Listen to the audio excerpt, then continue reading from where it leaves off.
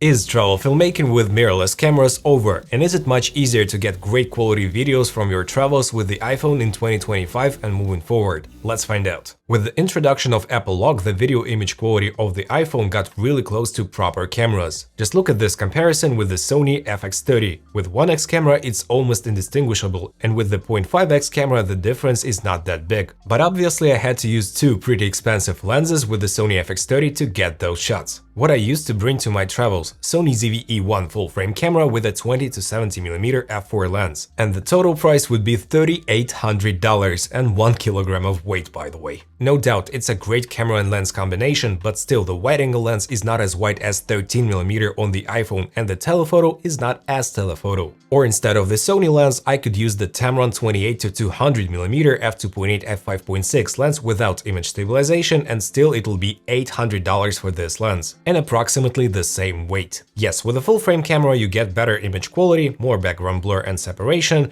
better low-light performance, and the ability to use different lenses. But on the other hand, it is much more expensive and bulky. And trust me guys, your back will say huge thank you to you if you're not carrying 1 kilogram camera all day in your travels instead of something like this. Plus, the stabilization is a lot worse on mirrorless cameras, so you can forget about gimbal-like footage without an actual gimbal. But let's be honest guys, for 80% of travel content scenarios, things like landscapes, city sightseeing, vlogging, etc., the iPhone's footage in Apple Log is more than suitable. And a fun fact guys, I had a post in my socials on the April Fool's Day that I shot my travel video with the Sony ZV-E1 and two pretty expensive lenses, 16 to 35 f4 and the 20 to 70 f4, and everybody said that the footage looks stunning. And then I said that it was shot with the iPhone 15 Pro Max in Apple Log obviously, and nobody guessed it right.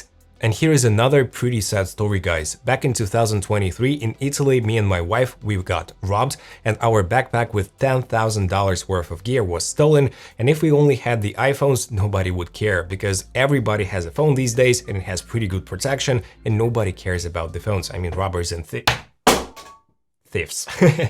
Yeah, I also don't care about my phone. Not only is that much easier to travel only with your smartphone to record videos in your travels, but it's also a little bit more secure, as you can tell. And don't forget guys that you have a lot of different accessories to enhance your video footage with the smartphone. For instance, here we have the variable ND filter 1 to 5 stops with the CPL combined, and we have even the insertable little filters like the mist filter right here, or we have the ND32 for super brightly lit environments and longer shutter speeds, or you can have the gradient filter, which is super nice for landscape shots. Or you can even attach the external lenses like the 1.7x telephoto lens or the 6x super telephoto lens, or even the anamorphic lenses, and just look at those stunning shots that you're able to take in Apple Log with the anamorphic lenses. And those particular shots were taken with the Freewell 1.55x anamorphic lens with neutral flares, but we also have the blue flares, we also have the amber flares, and 1.33x anamorphic D-squeeze ratio as well. And since we're obviously not getting younger and stronger, I really appreciate the lightness of this setup, because I don't have to carry a backpack with me. I can simply grab a phone and a filter and still get those amazing shots without even using an external gimbal or something like this.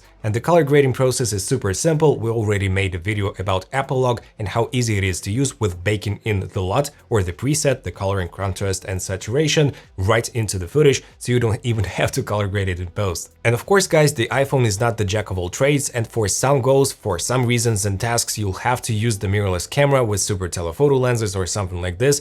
But for like 80–85% of travelers, I think that the iPhone in Apple Log with some extra accessories will be more than fine.